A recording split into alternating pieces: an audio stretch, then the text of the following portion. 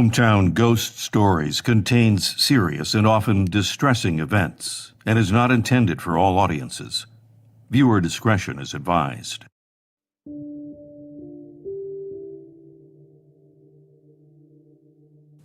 December 30th, 1903.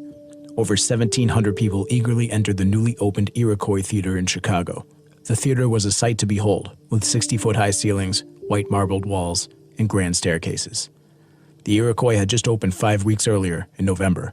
Men, women, children, and teachers gathered over holiday break to see a musical comedy, Mr. Bluebeard, which featured actors masquerading as animals in an over-the-top live performance. What they didn't know was that 1/3 of them would not survive that fateful afternoon. I'm Jesse Wilkins, and this is Hometown Ghost Stories, Chicago, Illinois.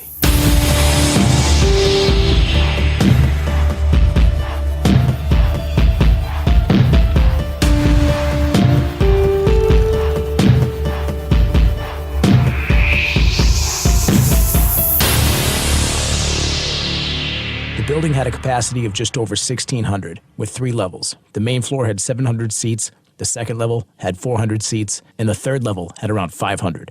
Upon completion, the building was ironically deemed as, quote, absolutely fireproof. However, it was anything but. A Chicago Fire Department captain made an unofficial tour of the theater before its grand opening and noted that there were no sprinklers, no alarms, no telephones, or water connections. It was also noted by an editor of Fireproof magazine that the wood trim and inadequate provision of exits could prove fatal. The captain pointed out the deficiencies to the Iroquois fire warden, but was told that nothing could be done because the fire warden was basically powerless. In the end, the firefighting equipment on site consisted of just 6 fire extinguishers.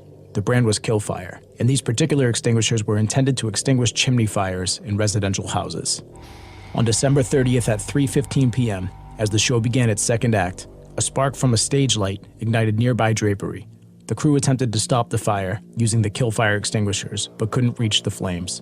One of the actors, Eddie Foy, attempted to calm the crowd, who was starting to panic. He ordered the orchestra to continue playing, as stagehands tried to lower the flame-retardant asbestos curtain, but it kept getting stuck on a lighting fixture. The curtain kept going up and down, and the audience continued to panic. They began to flee for the exit. As the flames grew, the lights went out, and the audience members were lost, obscured by smoke and curtains. Metal accordion gates were blocking some of the aisles, which were put in place to prevent people from sneaking into pricier seats. Over 1,700 people were frantically trying to escape the flames. They clogged the aisles, attempting to funnel through the choke points. Eddie Foy, the man who attempted to calm the crowd, later noted that the upper levels were like a, quote, mad animal-like stampede. Their screams, groans, snarls, the scuffle of thousands of feet, and bodies grinding against bodies, merging into a crescendo. Half wail, half roar. Cast members, seeing the situation getting worse, looked for another way out. They opened the rear stage door, which created a backdraft, causing a ball of fire to explode through the theater, incinerating many people who were stuck in the balconies. The blow was powerful enough to burst open one exit door, which actually helped people who were frantically trying to figure out the new and unfamiliar bascule locks, similar to household iceboxes at the time. The crowd who ran for the front door got stuck, as the doors did not push open because they were built to open inwards. Once they were able to get the doors open, many perished from being trampled and crushed to death on the sides of the doorways because so many people were trying to squeeze through at the same time. Several stagehands and actors escaped from the theater through the coal hatch and through windows in the dressing rooms. But the west stage door also opened inwards and became jammed. They couldn't escape from the vents above the stage because they had been nailed or wired shut. A passing railroad agent saw the crowd pressing against the door and unfastened the hinges from the outside using tools that he happened to be carrying, allowing some of the actors to escape. An upper-level fire escape was found, but it was missing the ladder that would lead to the ground. Men who were working in the building next door saw the chaotic scene and created a makeshift bridge using planks to help the people escape. But the first people to try to cross slipped off the bridge and fell to their deaths. Within minutes, hundreds perished inside the theater, unable to find a way out. Many more fell to their death attempting to use the fire escapes. Some were able to survive the jump, but only after enough dead bodies had piled up below them in the alley to break their fall. To this day, the street below is now known as Death Alley. Many inside tried climbing over the piles of bodies that had stacked 10 feet high around some of the blocked exits. The victims were either killed by the fire, the smoke, the gases, or they were crushed to death by other terrified people behind them. In total, almost 600 people are estimated to have died on that day, and roughly 30 died of injuries in the following weeks. The number could be higher, as during the chaos, many people picked up the bodies of their loved ones before they could be counted. There also wasn't an exact head count of the people that were in the building because of the standing room only tickets that were sold. Ghost sightings at the theater began before the fire even went out. Pictures taken of the fire and the burned theater show strange blobs of light and mist that some say are the spirits of audience members that had perished in the flames. The theater was soon reopened under various names and was torn down 20 years later. The Oriental Theater was built on the same location in 1926, and it would thrive until the 1970s, then shut down in 1981. In 1998, the theater reopened to host Broadway shows, and many of its employees say that some of the spirits never left. Ghosts have been seen in the balcony seats, and when staff members are sent to go see who's up there, they disappear. The ghost of Nellie Reed, an aerialist who died a few days after the fire from severe burns, has been seen roaming the theater, still wearing the burned tutu that she was wearing on the night of her final show. The ghost of a young girl has been spotted. She could be heard giggling and even flushing one of the backstage toilets. Her laugh has been picked up on audio recordings on several occasions, and she could be heard in the hallways next to the main auditorium. Employees who work late at night report seeing shadow figures that they call soft shapes. They are seen dashing through the empty auditorium towards the locations where the fire exits would have been in 1903. Female staff members report being threatened and harassed by a disembodied male voice in the sub-basement sitting below street level. Historians believe that this ghost was not from the fire, but could be from the 19th century, when that section of Randolph Street was known as the Hair Trigger Block, home to one of the most rowdy gambling parlors in the city.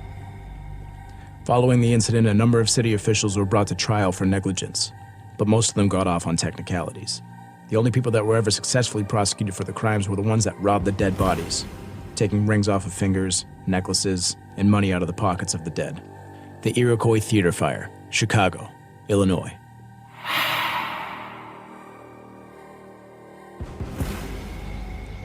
The St. Valentine's Day Massacre. George Bugs Moran grew up in Minnesota and joined a juvenile gang, leaving school at 18 and landing himself in prison 3 times before his 21st birthday. By 1920, Moran had made his way to Chicago, joining the North Side Gang with Jaime Weiss, and as Prohibition went into full swing, their gang would clash with the Chicago outfit, led by Johnny Torrio, on the South Side. A turf war would ensue as the rival gangs would battle for territory in the gambling and bootlegging scene. Johnny Torrio's gang murdered North Side gang leaders Dion O'Banion at his flower shop, and the North Side gang would retaliate and attempt to assassinate Torrio and Al Capone. Bugs and his enforcers would fire over 1,000 shots at Capone's headquarters at the Hawthorne Inn and at a nearby restaurant, but the assassination attempt would fail. In retaliation, Capone's crew would take out Jaime Weiss, leaving Moran as the new leader of the North Side Gang. 12 days later, on January 24, 1925, Moran and his crew would attempt to take out Johnny Torrio, shooting him several times on his way back from a shopping trip with his wife. Torrio survived the attack but was rattled, and he resigned, handing the $70 million operation over to 26-year-old Al Capone.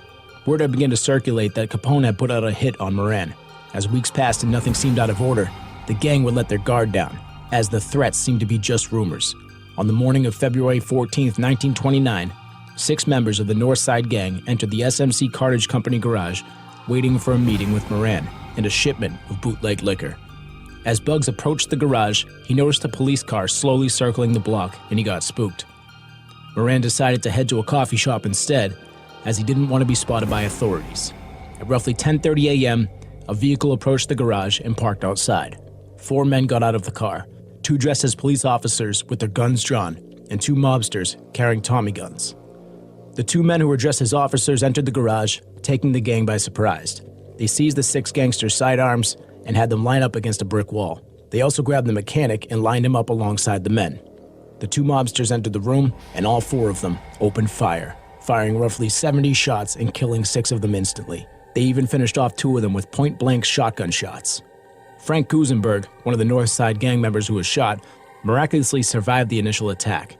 And while he died laying in his hospital bed from 14 gunshot wounds, police repeatedly tried to get information out of him on the killers. But his response over and over again was, "Nobody shot me." Frank died 3 hours after the attack from his wounds. The victims were the 2 enforcers, Frank and Peter Gusenberg, Moran's second-in-command, James Clark, bookkeeper, Adam Heyer, Ryan Hartschweimer, the mechanic, John May, and Albert Weinshank. who the assassins apparently mistook for George Bugs Moran and subsequently set off the massacre. The assassins spotted Albert entering the garage and thought he was Bugs. Wineshank was a spitting image of Moran and matched his description with the same build and similar clothes, so the assassins moved in. Right after the shooting, curious bystanders gathered outside the garage. The two men dressed as officers escorted the other two men out of the building and led them into the unmarked black police Cadillac outside.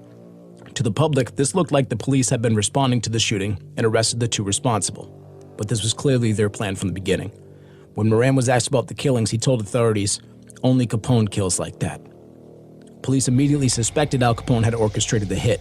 Capone himself was in Florida at the time of the massacre, and when he was questioned about the murders, he retaliated by saying, quote, "Only George Moran would kill like that." Although Moran was never taken out, with many top members of his gang now dead, his operation would never recover, and he would die a penniless man of lung cancer in 1957. Police would eventually hone in on Machine Gun Jack McGurn and John Scalise, two of Capone's enforcers for the massacre. It turns out the shipment of bootleg liquor they were expecting to receive on February 14th was set up by McGurn in an attempt to ambush the Northside gang. Capone would end up murdering Scalise along with two others in May of 1929 after he learned about their plot to have him killed. And police would eventually drop the charges against Machine Gun Jack because of lack of evidence. Jack's alibi was that he was with his girlfriend at the time, Louise Rolfe. The two would coincidentally get married shortly after the shooting, ensuring that she would not have to testify against him. This earned Louise the nickname the Blonde Alibi. In the end, the case went cold, and nobody was ever convicted of the 7 murders that took place on that snowy Valentine's Day morning. While Capone denied being involved in the massacre, the truth would literally haunt him until his dying day. In May of 1929, Capone was serving a 1-year prison stint on weapons charges. Al was tormented day and night by the ghost of James Clark, one of the men killed in the Valentine's Day shooting. Guards and inmates reported hearing Capone begging Jimmy's ghost to leave him alone. The haunting did not stop after he was released from prison. Capone was constantly begging the spirit of Jimmy to leave him alone. His bodyguards would burst into his apartment thinking an intruder had entered, only to learn that Al was talking to a ghost. On one occasion, Jaime Cornish, who was Capone's valet, spotted a man in Al's apartment. Cornish immediately ordered the man to identify himself, but the figure slipped behind a curtain and vanished. Capone insisted that the figure that Cornish spotted that day was the ghost of James Clark, who continued to haunt and torment him until his death in 1947. Today, there is not much left of the infamous garage where the massacre took place. The building had attracted many visitors who wanted to see the morbid sight for themselves, but ultimately, it was demolished in 1967. The wall where the 7 men were lined up and assassinated was dismantled, and the bricks were auctioned off piece by piece. Many of the people who purchased these bricks would regret their decision. Some claim that these bullet-ridden bricks were cursed, leading to poverty, sickness, and death. Many returned the bricks shortly after. 414 of these bricks were purchased by a Canadian businessman, George Patey, who brought them to his Banjo Palace nightclub in Vancouver, placing them behind glass in the men's room. The bricks would eventually end up in Las Vegas, Nevada, where the wall would be reconstructed inside the Mob Museum, where you can still visit it today. The SMC Cartage Company garage is now not much more than a parking lot for a nursing home. People who visit the area claim to hear disembodied screams and gunshots, some claiming that their dogs will briefly panic when passing by the location, perhaps sensing the spirits that still lurk in the area.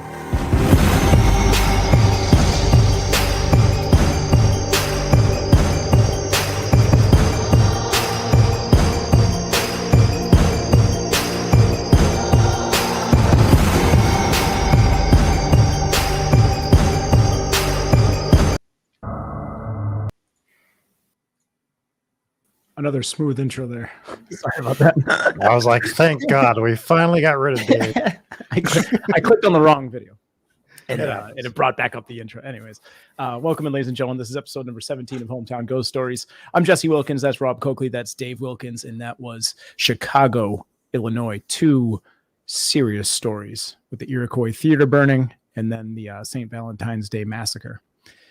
And, like after last week's episode, I was like, there's so many deaths. And then I was going to investigate a place in Florida that had a haunted CVS and no story to back it up. And I was like, you know what? I need more death. So I pulled up 2 of the biggest cases I could find and knocked it out. And it's a Valentine's Day theme, right? Look at that. Yeah, you were only 364 days early on that. So, no, I found this story I knew about the St. Valentine's Day Massacre, obviously. Like, if you're into the mob, you know that story for the most part. I wasn't aware of the hauntings surrounding it and the brick wall part. But for me, that theater story was what really intrigued me more than anything. You know, That what's like story is wild. when I first started doing the story, like I was getting like goosebumps and these eerie similarities to the Titanic. Yeah. Which is, you know, obviously Which it's you were nothing to do with on. each other. Yeah, I remember it. But there was a couple things. For one, it was like, you know, all the safety precautions that were just completely ignored just to rush it through and get it going. And then it was once the ship started sinking or the theater started burning, he ordered the orchestra to keep playing. Yeah. Just like on the Titanic. And then I'd rather be on the Titanic if I had to choose one. Drown or burn to death. Yeah. I'd probably rather drown as well. And there was one other similarity, and I can't remember what it was, but it was just eerie. I'm like, and this is right around the same time too. So do you know if they tore down sorry, we have a question here. So Catherine asked, do you know if they tore down the original theater for the history hauntings or for other development? They tore it down because it was absolutely destroyed, and they just built another theater. They ended up building the Oriental Theater there. I don't know if they probably kept the bones of it, but they're not the human bones, but like the bones of the building, and probably just reconstructed it from there. It wasn't just the theater that burned, was it? It was also a few surrounding buildings, I thought. Or maybe I'm confusing. I might be conflating two. You're probably confusing it with the Great Fire of Chicago. That might be the one, yeah. which was a different time, but this theater fire actually had more deaths than that whole Great Chicago Fire.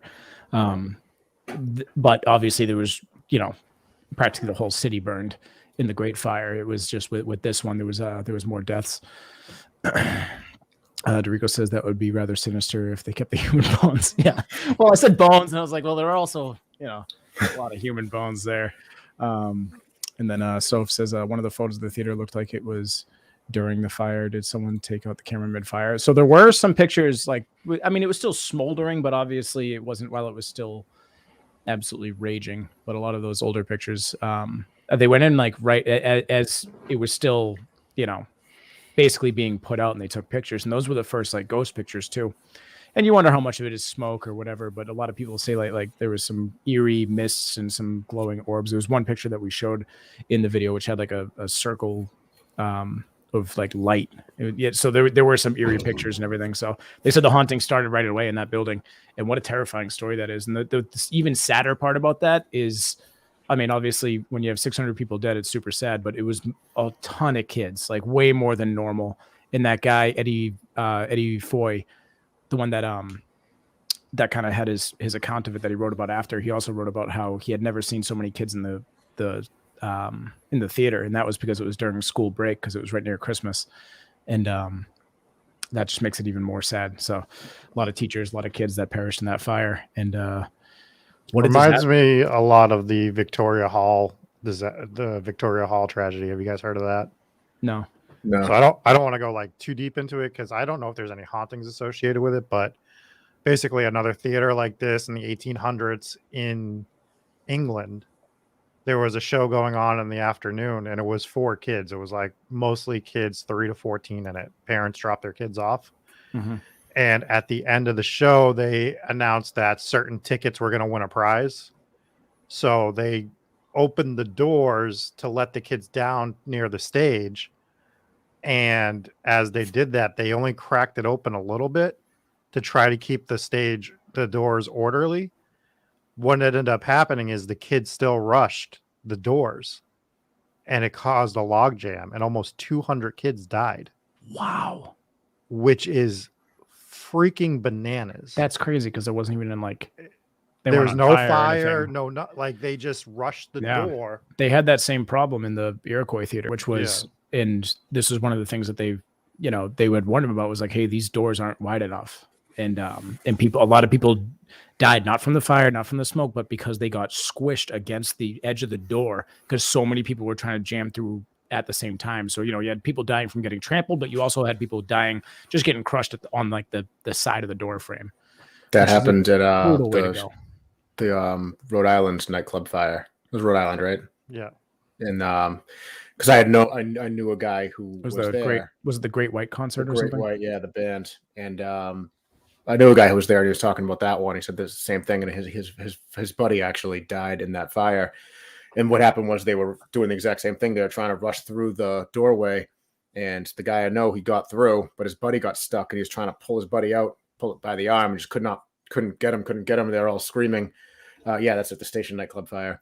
And he, he said, what I remembered was everyone was screaming. I was trying to pull my buddy out, and then they just like stopped screaming. Nobody was screaming anymore. And he's like, and they turned around, and trigger warning was very graphic. He said they were just all melted together. Oof. Which was holy shit. Yeah. That's horrible. Nightmares forever for that So one. this is like the big problem for this stuff is they get these log jams, and it even without a fire, as we just said, there was almost 200 kids killed just because of a log jam at a doorway. That's So you add actually insane. fire to that, and it's just a recipe for disaster. So it's a super. Liked is not the word I want to say. I was intrigued by the story, and then intrigued by some of the ghosts that you hit on. The little girl that kind of runs around pulling like pranks, it sounds like, in the theater. And what was it, a trapeze artist as well? An aerialist, which sounds like it would probably be the same thing. Yeah, so that's pretty cool. Yeah, and she died a few days after, but it was from, she was badly burned, so obviously it was injuries from the fire that caused her death. But there's supposed to be a residual haunting where she's still seen. Some people say they see her still with a burnt tutu. So I'm glad we hit a haunted theater, because that's like, to me, one of the creepy ones. It's haunted theaters, castles. Yeah, there was one in San Antonio. I think I left it out of the episode. I don't know if we talked about it or not, though. But with that I don't remember. and I think it was just because it's like a tail. Like I couldn't find anything verified on it, but apparently there was like a lighting fixture that fell and crushed a whole line of ballerinas, and they were supposed to have all died. But this is just like the word around town. I couldn't find any like news clippings on it or anything like that, so I think that's why I had left it out. But that place was supposed to be haunted as well. I'm not entirely sure if it was San Antonio or if I'm mixing up my cities there, but yeah, we finally got a. Don't remember that one from the San Antonio ghost tour.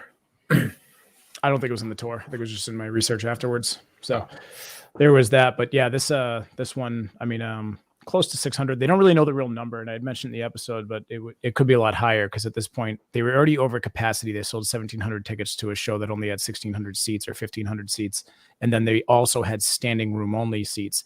And they sold a ton of these. So all of the aisles were just jam-packed with people standing watching the show. And so that just adds to the absolute mayhem as soon as the fire starts. It's just these people had nowhere to go. And then the worst part I briefly mentioned in the episode is as soon as things started going crazy, the lights went out. So it was also pitch black. The only light they had was the source of the fire. So all you could see is just your impending doom approaching you as these people are all trying to scramble for the exits that they don't know where they are. So people on the balcony are getting stuck because they have those accordion gates that blocked the hallways so people couldn't sneak into more expensive seats. They found fire escapes. A lot of them, the doors wouldn't even open. A lot of the windows just led to other rooms. They didn't lead outside. Then they find the fire escapes. They can't open the locks because the locks have these like icebox locks on them, which were popular at the time, but they were brand new at the time. So a lot of people looked at these locks and they didn't even know how to open the things. So there was one like baseball player who had just bought one of those ice boxes or whatever. So he like kind of wedged his way to the front. He's like, I know how to open that. And boom, and popped it open. They got out. But then when they got out, now they're on a fire escape. And they never put the ladders in on the fire escape. Oh my God. This is what led to the Alley of Death. Some call it Death Alley. I think it's more commonly called Alley of Death. So a little correction of there, but obviously the same thing. So people, it basically the scene was described as the people that were in the front finally got the door open, like, oh, we're free. All right, let's get this ladder and get down. There's no ladder. And the people behind them are panicking. They're saying, go, go, go, go, go. So they just start pushing and people just start tumbling off, like sheep falling off a cliff, basically, like they just keep going and there's nothing they can do. And then I guess on one side you had, some construction workers that were in a building next door. They built that kind of makeshift bridge, but it was just either a ladder or planks of wood or both. And the first people that started crossing just started falling off. And then they did get some people out of there. And then I don't know if it was that fire escape or one of the ones that didn't have a ladder at all. That was people only started surviving the fall when there was enough dead bodies stacked below them to break their fall. And it's just chaos, And this was all within like 15 minutes. It's just banana. It's insane what buildings got away with back in the day. Even when they're told like this isn't good, you guys got to fix this. They're like, nah. I thought of the other thing that reminded me of the Titanic was they deemed this building. They're like, this is the fireproof building. Yeah, like, the unsinkable. Why would you say that? Just like the Titanic was the unsinkable ship. That was the other thing that they said. I'm in some sort of building for a venue or for any event, and they're like, by the way, it's fireproof, or like it's impossible to catch fire. I'd be like, why are you telling me that? That's weird. It's insane. And then you had the fire chief went in and did like an unofficial inspection, which he's probably lucky that it was an unofficial inspection because he found so many things wrong with this place. If he allowed that place to open, he would have been on the line there. But it's like they say, it's like, oh, it can't catch on fire, but all of the trim is made of wood. Yeah, it's like those are some of the things he pointed out. He pointed out let's test this theory. My bank account can't hold $1 million. Let me know how that works out. That's a good theory. Then so the wood trim, they also had no sprinklers. They had no telephone in the building. Obviously the fire escapes had no ladders. That's a bit of a glaring one. That's the big one to me. They had inadequate exits. They had one entrance. Titanic not having enough lifeboats. Yeah. There we go. There was a lot of things. And then there was also a guy that came in from I can't remember what magazine it was, but it was like something like Fire Safety Magazine or something. I had mentioned the actual name in the episode. Yeah, you said it. I'm like, that's not real. It was a thing. It was a thing. And he's like, this place is a disaster waiting to happen. And still nothing got done about it. They went to there was an actual fire warden, which I guess is the employee who's in charge of making sure the building doesn't catch on fire. Mm-hmm. I'm guessing he got fired. We didn't give up, folks. We're just trying to process this bad joke to the audio listeners. But he was like, oh, I'm powerless. The owners won't let me do anything. It's like, well, then why are you here? Why are you here? So he had 6 fire extinguishers that were not made for theater fires. They were made to put out if your fire pit was a little out of control. And it was like this like throwable situation. And I think it was called Kill Fire at the time. I think Kill Fire is still a brand, but at the time it was this dry. I think it was like a dry powder that you would throw into your fireplace, and that would take care of it. So I guess when the fire started, it was up on the drapery or like one of the curtains or whatever. So they got the Kill Fire thing, like, all right, let's put out this fire, and they just throw it and it just falls helplessly to the ground because they couldn't even reach the fire. It's just they were so under equipped. And then they had the asbestos curtain, and there was a problem with the asbestos curtain as well. So they're trying to drop it, and it's supposed to just like basically block the stage, keep all the fire backstage, crowd is safe, you can escape. First of all, they couldn't get the drop, but even if it did drop, they went for the cheap version of the asbestos curtain, which was made with like wood pulp. Perfect. Fireproof. Let's make our fireproof wooden curtain. It's insane, but it was just enough where it like didn't. It wasn't a violation. So it's like, okay, yeah, we do have it. Yes, it's made of wood, but it's going to stop the fire. But it was like a technicality where it's like, as long as you have it in the building and it has this much asbestos in it, which could have killed you anyways, but but it's supposed to stop the fire. Yeah. Oh man, just so many things wrong with that place. And they found out the hard way for sure. Yeah, it's just such a crazy story. And there was a story like this in Boston too.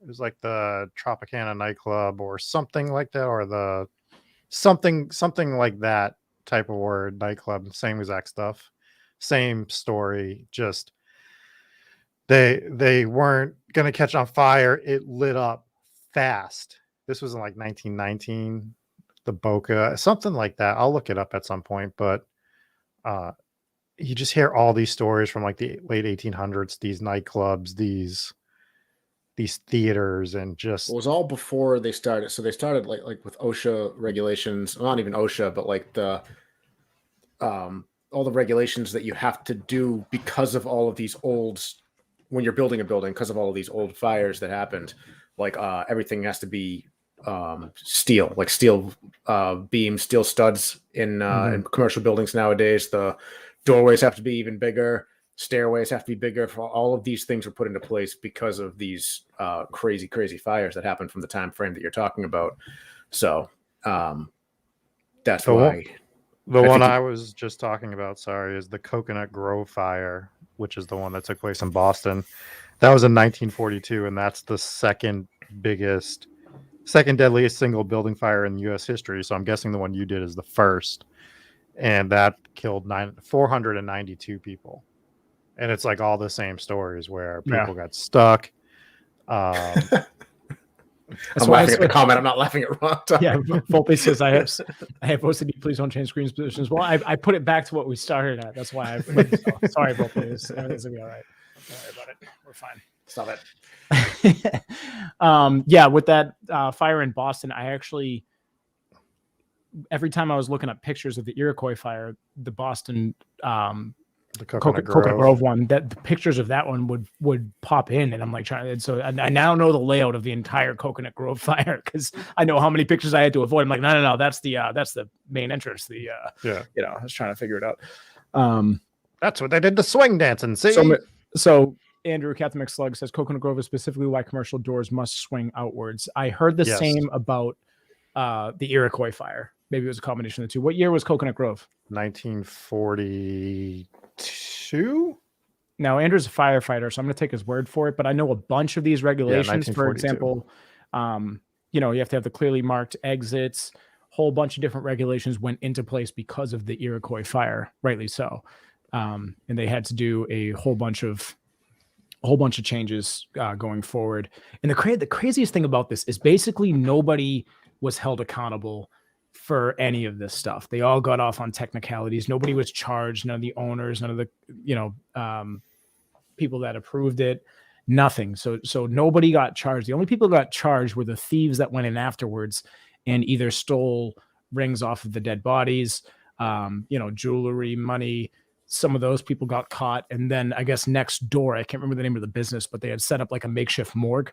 Mm-hmm. And the people that owned that building or worked there at the time, they got caught for stealing jewelry and valuables off of these dead bodies as well. And they actually did get charged and go to prison for that. But at the same time, that much of a piece of shit. Yeah. But at the same time, I would have rather seen someone get held accountable for letting this stuff fly, without ever taking these precautions. Like, this is your fault. This could have been prevented. And they cheaped out and they rushed the production along just to get it done, just so they could get this show, Mr. Bluebeard, going, because I know it was coming to town and they wanted to be the theater that had it. And there's just no excuse. Now you have 600 dead people and you don't have a movie theater. I mean, a theater, because everyone's dead. Grab that Pac-Man Frog comment there? She said, maybe I misheard what you said, but the current building is still haunted by the people that died in this fire. So it's location related, not the building has a history. Yeah. So yes. You said that, yes, and yes, or yes and no. So yes, it's haunted by people that died in the fire. The new theater is at the same exact location. Obviously, a lot of construction had to take place, but basically they said that it was completely rebuilt. Still a theater, but the new theater is haunted by ghosts from the fire, and it's supposed to be haunted by ghosts from way back when it was Hair Trigger. I think it was called the Hair Trigger Block, which was like an old Wild West rowdy area, a lot of gambling and different kind of, probably a lot of people getting shot, like basically Wild West stuff. And but this is consistent with the theory that it doesn't really matter what the building is. It's the land that it's on when it comes down to like ley lines and such. When you got a lot of things that are like X building is haunted because it's built on Indian burial grounds. Right. So it has nothing to do with the building. It has to do with the area that it's on.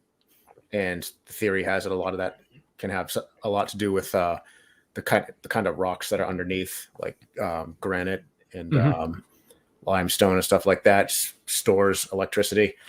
So I've heard that about the basement of this area. So they have the is that it's built with one of those kinds of stones that holds that kind of energy, and that's why there's still hauntings from back when it was Hair Trigger.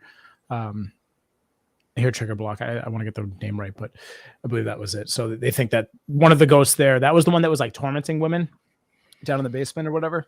So they, you know, they would get harassed but by a voice, and they just can't figure out who's harassing them. And they believe that was actually not even from someone that died in the fire. They think it was from someone before, when that area was rowdy. Mr. Shaver says everyone knows these locations. I just never seem to take off no matter what businesses comes there. Yeah, exactly. We saw a lot of that in San Antonio. Also in where was the other one? In New Orleans, there was one place. It was just no matter what business went there, the business would fail because of the hauntings that were taking place there. And basically, they think it's like a cursed location, and it can never take off just because of the ghosts that are there. And it makes no sense in these locations. In the San Antonio one and in the New Orleans one, these were like prime locations. There was one like this in Salem as well. I remember getting that on a ghost tour. These are prime locations. Every business around it thrives. So there's no real excuse except for the fact that there's a ghost there, or there's some kind of haunting, or the energy is just off in that building. People don't like to be there. It can happen. It certainly can. So, and you've seen it happen in multiple locations, different cities and everything. So do we want to get into this St. Valentine's Day massacre? We've spent a lot of time on the fire. We have, and you're damn right I do. But I like that, because that was just, I mean, not that I'm always intrigued by mob stuff. I'm big into the mob history, but just knowing the St. Valentine's Day massacre story, the fire caught my attention a little more. So I'm glad we spent some time on that. Yeah, it's horrifying, and it's a quick event, and then, you know, lots of time of haunting after that. And just to touch one more thing, some things that reoccur in all these stories is once they start to do renovations on a place, that's when you've disturbed what's, you know, hiding underneath, basically, and you can disturb the spirits. And basically when the place reopened, that's when it started again. So I think it wasn't until 1998. I mean, you had some ghost sightings right away, like with the pictures, and people looking back like, oh, this is a ghost. But the actual like real hauntings, I don't believe started until like 1998. So the same as the McPike Mansion, where people would hear some stuff, and then once they actually started hitting the renovations hard is when they really started getting a lot of activity. And Edinburgh, Scotland. I mean, you hear this all the time with renovations, but with Edinburgh, it was when the homeless guy crashed through and disturbed the grave. That's when like the poltergeist activity started going crazy over there. So it's kind of like a renovation. It's doing something. It's changing what they're used to. You know, it's waking them up.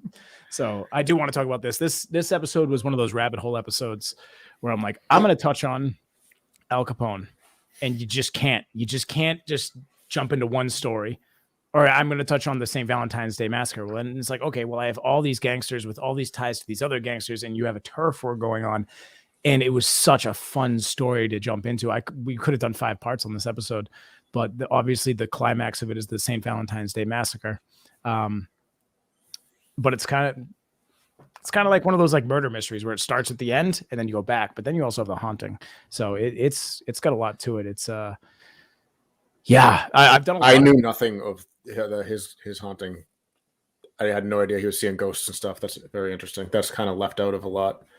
Anytime you hear these stories, because I think a lot of these things, they're just recapping the mob and what happened with the mob, right? And, you know, the who killed who and who was the new boss, who's the old boss. You know, why did these guys plot to have these guys killed? And saying that Al Capone sees ghosts is just something that just completely throws the story sideways, but it also throws the story our way. So it tied in, and it also tied into one of the craziest mob hits ever.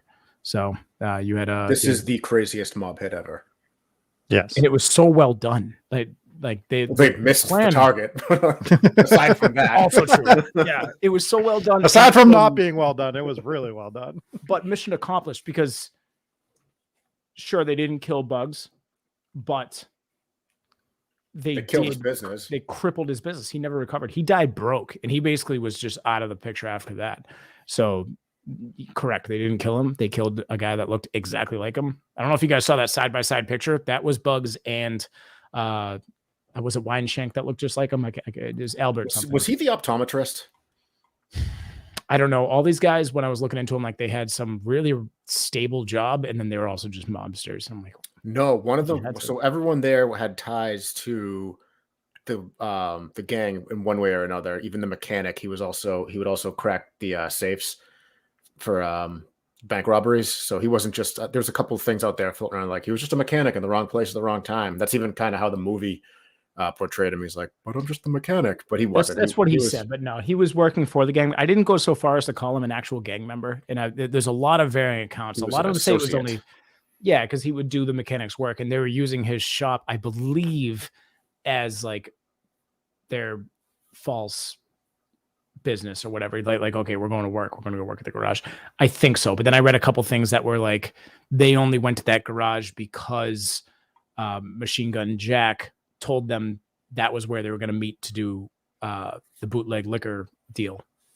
And so there's a lot of conflicting reports on it.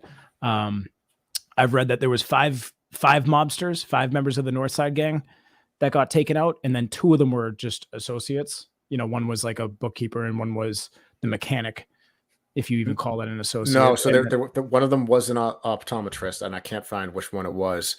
And he was not even an associate. He just hung out with the gang, and he liked to hang out with the gang and brag about it to his friends that he'd hang out with the North Side gang. It's kind of an associate, right? No, I mean, an associate works with the gang doing gang stuff. This guy just used to play cards with them and stuff. Oh yeah, he was like the gambling guy, right?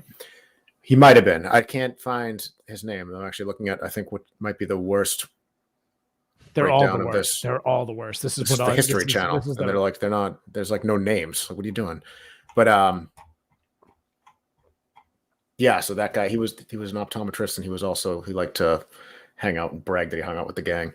I want to touch on this question real quick before we get too far away. So, Catherine says Capone was supposed to have been haunted in Alcatraz. Does it relate to the massacre, or was that after his first stint in prison? This haunting was supposed to carry with him until his death. So whether he was still being haunted by Jimmy, or whether it was something else in Alcatraz, or the scientific side of it is this man had syphilis his entire life, and that just ate away at his brain, basically, and he started losing his mind. My joke that he was haunted by Jimmy and syphilis for the rest of his life. Yeah, so that's the other thing is, was he actually seeing ghosts, or was he just? But that ghost was from the St. Valentine's Day Massacre. To answer the question, yes, he brought it up in the episode that he specifically saw one of the men from that hit. Correct, but that was not Alcatraz. So this might have thrown you off because I showed a mugshot from Alcatraz when I said he was doing a 1-year prison stint, but I think the 1-year prison stint was Georgia. That was, no. Alcatraz was. You don't do 1 year in Alcatraz. He was in a lot of places. He was in Alcatraz for tax evasion. So he first went to prison. So that's when he did his like 14-year bid or whatever it was. Yeah, he eventually got when he lost his right to appeal. They transferred him to Alcatraz. Right. However, he didn't die in jail. And a lot of people think he did not die in jail. He died in jail of syphilis. No, he died back at his mansion in Florida, which that place is amazing. As you can imagine, he got handed a $70 million operation. This man was raking in, I think it was like $60 million a year or something like that. So you did the math on inflation of what it was at that time, what it would be today. This guy had endless amounts of money, and his apartment sucked. I showed it. That was an actual picture of his apartment in Chicago. I mean, how much better could it be in Chicago? It was a hotel, right? Well, no. So this was his actual apartment. He also had the hotel that was his headquarters, and he had an entire floor of that hotel. Right. So obviously that was a much nicer place. But the hotel where his bodyguard or his chauffeur ended up seeing the ghost of Jimmy was at that weird Chicago apartment, which just looked like a piece of shit apartment. It was probably nice inside. And but that was a little surprising to me when I pulled up the picture. I was like, this guy's worth how much money? And he lives in that apartment. But he also had the mansion in Florida, which is absolutely gorgeous. And he was haunted by syphilis. A little disappointed you didn't try to do a 1930s gangster voice in this episode. I was more so thinking of doing 1930s gangster music, but I was already doing so many different things to tweak stuff with the show that I was like, I got my hands full. I also started on this episode on Sunday, so I was like, I gotta crank this out if I'm gonna get this done by Tuesday.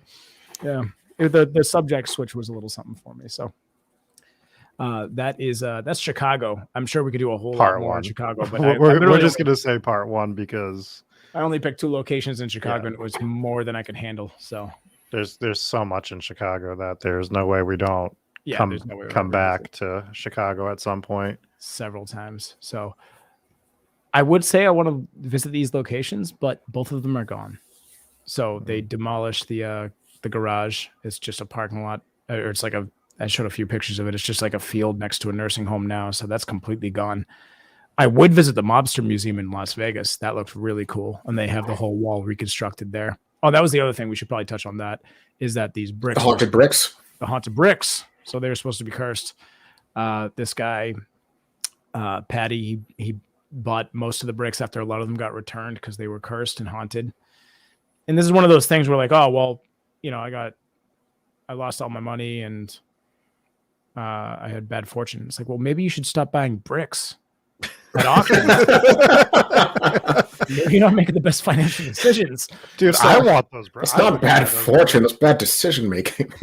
Hey, I would buy those. You wouldn't buy those bricks? I would buy a brick, but I wouldn't blame it on, I don't know. So maybe they were cursed. Perhaps. I think one of our Patreon things, once we start getting that going, is we are going to talk about Dave's house. Yes. Yeah. Yeah. No, we're gonna hit on some of these cursed objects and the history of them, and just some of the stuff because we've talked about some cursed objects on this show, specifically the Hope Diamond, and also these bricks as well. Yeah, we could do a whole episode on those. Sorry, I had to show that comment. Conflict is an area. Said Jesse is Bay. That's right, Conflict. Love that, man. Anyways, so and that's a whole different. That we haven't really gone into that area too much on our episodes, so we can definitely get into some of those. And if we're gonna go to Vegas to visit the Mobster Museum to check out this wall, we could also visit Zach Baggins' place where he has all those haunted items. Definitely super interested to see a lot of those things, and that's all. Like I said, that's a whole avenue we haven't really gone down. We've touched on a little bit with the haunted guitar from that one episode, right? Where spirits can attach themselves to certain objects. And Christian did a good job of explaining that, how those kind of things can happen. Even if they didn't own the object, they could still attach to them. So right. Definitely something we could do. But eventually, to go back to the bricks, this guy got the bricks and he put them in his nightclub in Vancouver. And basically put them behind a urinal, like behind a glass wall. And it really just seemed like the wrong move with that. Thought it would be like a tourist attraction. Some people they said they would like aim at it while they're taking a piss. I don't really know if that was his goal there, and eventually I don't know if he sold them to the Mob Museum or if he just sent them there because he figured they weren't doing very good in the bathroom. And is that how you aim when you pee? You just throw your finger guns up? Is that your strategy there? Yes. I make a lot of messes. Anyways, so the wall was reconstructed in Vegas. They have a whole video display that I was watching some videos of it. They have this like projector screen that's down and they show like a video all about the St. Valentine's Massacre. And then like the screen raises and the wall's right there. And it's pretty cool. And then the rest of the projection is on the wall. And definitely looks like a really cool museum that I want to go to. So go check that out. You can go see the St. Valentine's Day Massacre wall for yourself if you're in Vegas. Yeah, that'll be one of our things we hit in Vegas. When we go, we'd have to find a haunting. I'm sure the Flamingo is haunted, would be my guess, but there's a whole lot of them in Vegas that are haunted, especially like old Vegas. Yeah. So we'll do that for sure. What do we got coming up, ladies and gentlemen? Gettysburg, the ghost of Gettysburg next week. We are going to take a look at the most bloody battle that ever occurred in the Western Hemisphere in history. More American deaths than Normandy. Just the absolute bloodbath that was Gettysburg and the perpetual hauntings that occurred there still to this day. So there's another one where there's just a lot there. And it's I feel like, we all learned about Gettysburg. We all know the history there, but my God, that was a bloodbath. That kind of, yeah. I feel like I've started watching more Civil War movies lately, and the brutality of that war. It's just, you know, when you read about it in high school in the history books, it doesn't get into the details, but my God, that was ugly. I'm sure, I mean, all war is ugly, but that one, yeah, I can only imagine. So that's Gettysburg. And then Rob, what do we have coming up after that?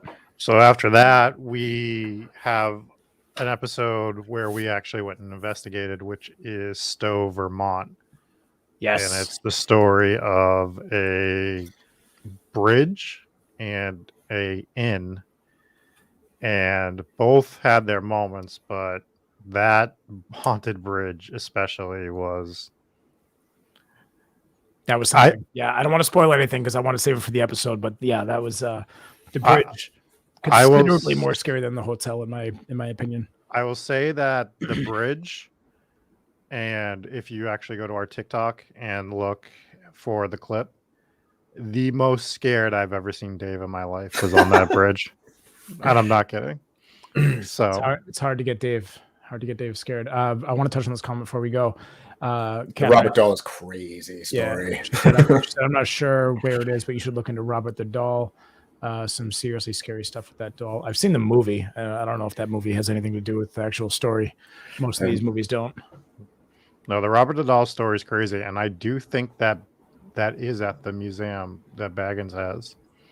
It is, I believe. Yeah. I don't think we could look into acquiring the doll, but we could look into talking about it. If he's nice, he might let us borrow it for the episode.